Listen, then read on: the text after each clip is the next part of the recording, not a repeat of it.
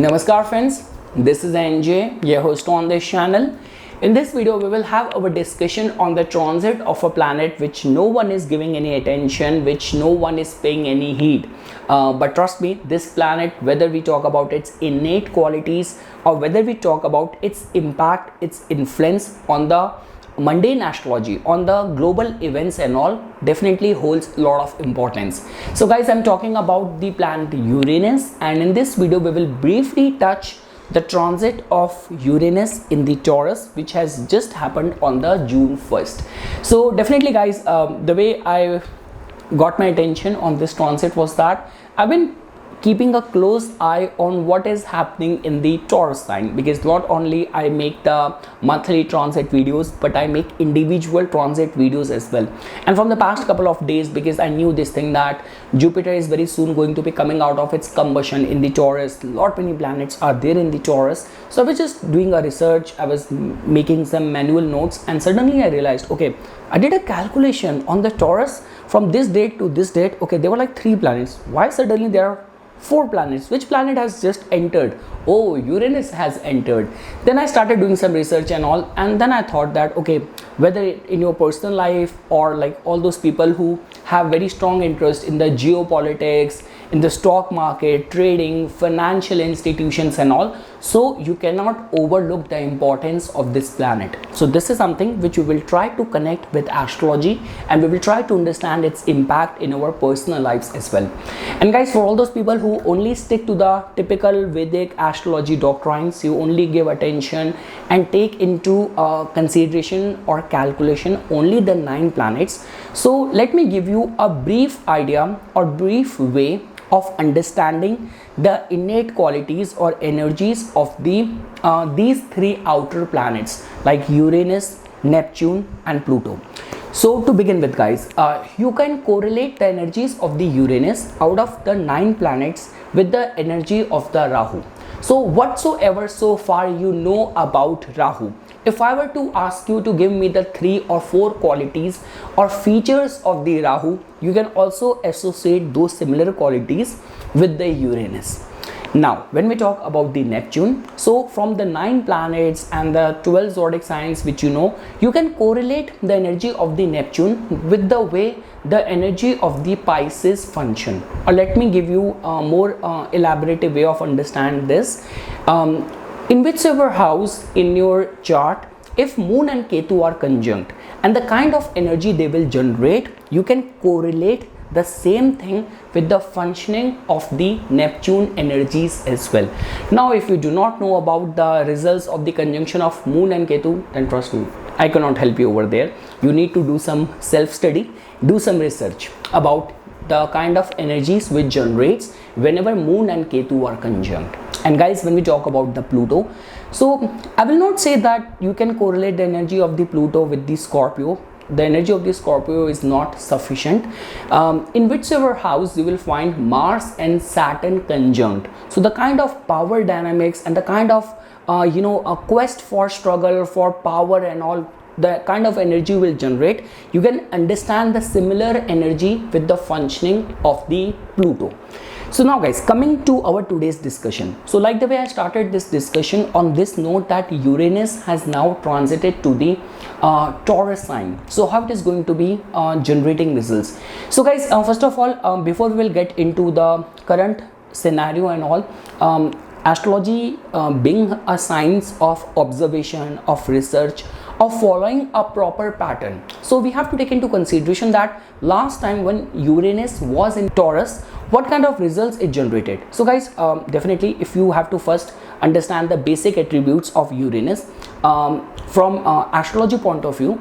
So Uranus stays in one zodiac sign from like for close to 7 years of time. So that means for Uranus to enter the Taurus sign, it almost takes 84 years. Like the way the Saturn returns happens in our life around the age of 29 and 30. When Saturn, the sign where it was placed in your natal chart when you were born, for Saturn to come back in that original placement, come back to that same placement, it's going to take when you will be already 29 or 30-year-old. Same way, the placement of the Uranus with which you are born, for the same placement to happen, it is going to take another like 84 years of time. So that means it generally takes a lot of time, and that could be a reason that lot many Vedic astrologers do not take it into the calculation or in the predictive part. But that does not make Uranus lose its importance. Even guys, from the astronomy point of view as well, Uranus was the very first planet to be discovered through telescope, and certain salient features of the Uranus like that it has also got it is coldest planet, it has got 13 rings, and it is 7th from the planet Sun. And the most defining feature of the Uranus is that like the way, for example, Earth is tilted on its axis on like 23.5 degrees and all, and Uranus is tilted almost 98 degrees. So it's like it does not rotate, it's like it moves on a sideways. So yeah, these are some of the qualities of the Uranus. Now we will shift our discussion that when was the last time when Uranus was transiting in the Taurus sign. So guys, it happened close to the time of like it was the June 1940 only when Uranus transited in the Taurus. So imagine from 1940 till 1947 Uranus was in the Taurus. Now like the way I gave it to you that astrology is a science of observation. So even if you do not know about, let's say for example, Uranus, you do not know anything about astrology, if I were to only ask you about what was the pattern of the global events which took place in that period of time from 1940 till 1947. So we all know this thing guys, that a recent movie which came, Oppenheimer, where in that Project Manhattan, where this scientist, he discovered he started working on the atom bomb project. They tested it, then they dropped it in Hiroshima, Nagasaki. The World War II happened. The Great Depression, which started in 1929, it ended in 1939. Some books say 1941. So the Great Depression also ended in that period of time. But guys, the good part is that, or the defining feature is that, that was the same time period where the major advancement happened in the medical sciences, in the warfare mechanism, the international kind of diplomacy. So much of the differences and the changes which happened, it will not be an exaggeration to say this thing, that the major revolution took place in that period of time. Now coming back to our today's discussion, and if you have to understand the features of the planet Uranus, like the way before I gave you a slight hint that Uranus functioned in a similar way like the way the energy of the Rahu function. So yes guys, you got it very right. See, Uranus is like kind of a very eccentric planet. Uranus is a planet of rebel, it's like a outlaw, and it does not want to follow the tradition and the norms. But again guys, there is not a complete fairness in this term, because when we talk about Rahu and Ketu are not physical body, but when we talk about Uranus, it is a physical body. So that in itself means that it definitely has got a more weightage, substance and power to create actual differences. When we talk about the energies of the Rahu, it generally and a lot many times it happens on the mental plane only. But when we talk about like some actual transformation, changes, or completely kind of outgrowing your current prevailing circumstances, all of that can happen because of the due contribution coming in from the planet Uranus. Now guys, when we talk about any advancement in the fields of technology or advancement in medicine, medical sciences and all, Uranus plays a very important role over there. So now what is going to be happening is that from June 1st or June 2024 onwards only, from this month onwards, majority of these development revamp is going to be taking place in the domain of the Taurus. Now what exactly is that Taurus represents? So we all know this thing that, see, Taurus is a sign which represents fixity, rigidity, your finances. It also represents your material position. It also represents your food intake, your eating habits, your culture, your values, your ethics and all. So now what is going to be happening in the world or in our personal life is that Uranus is going to be kind of creating a revolution in all these aspects. So now when I talk about the food, when I talk about the eating habits, so the world might witness some sort of some new, like the way on and off new kind of diet plan, new kind of mechanism which keeps on coming to everyone's attention. So now during this time it can completely go toward altogether a new level where people will start shifting to some new staple diet, some new eating habits which they have not even experienced before. But guys, the good part is that all these experiments definitely is going to have a positive impact as well, because we all know this thing that whenever the planet transit to a zodiac sign, right during that time the kind of environment which it gets exposed to stays, and that is one of the trick which has been advised by lot many Vedic astrologers as well. Like whenever you are starting a Mahadasha, you are starting a new Antardasha, always pay attention to the transit of the planets at the time of the sunrise on that specific day. That will give you this indication that how your that Antardasha is going to go. So the similar is the thing which gets applicable in the transit of the planet Uranus as well, because it is going to stay in this sign for like almost like 7 years of time. So that means that in the eating habits worldwide you will definitely see a difference. Now again guys, because see, Uranus is a very tricky, it's like kind of a very unpredictable kind of energy. So this can also give rise to, like, because in the mundane astrology somehow Uranus also represents the earthquake as well. So that can also represent that in certain parts of the world, because of the earthquake, it could happen that it could create the situation of famine in one part of the world and overproduction in one part of the world.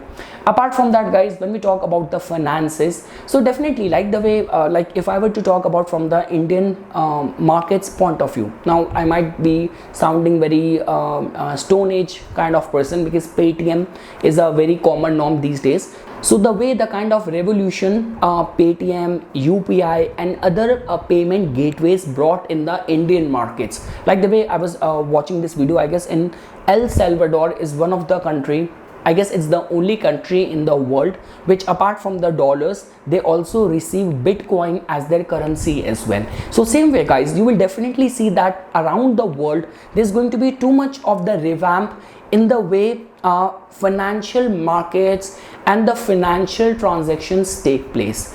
We all know this thing guys, that Taurus is connected with the symbol of the bull, which is also the a symbol connected with the Wall Street as well. So the point which I'm trying to say over here is that not only it is going to have an impact on our financial transaction, financial institutions, markets and all, but also in our personal peculiar habits as well.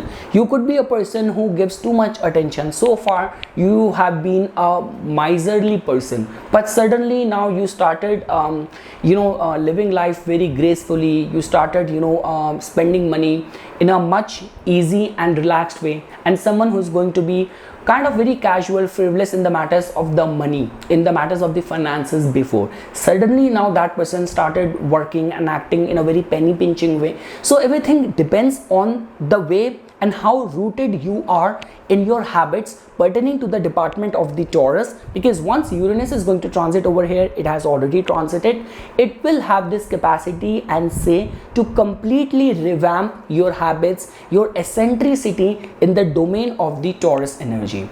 So yes guys, majorly this was the only thing which I wanted to present over here.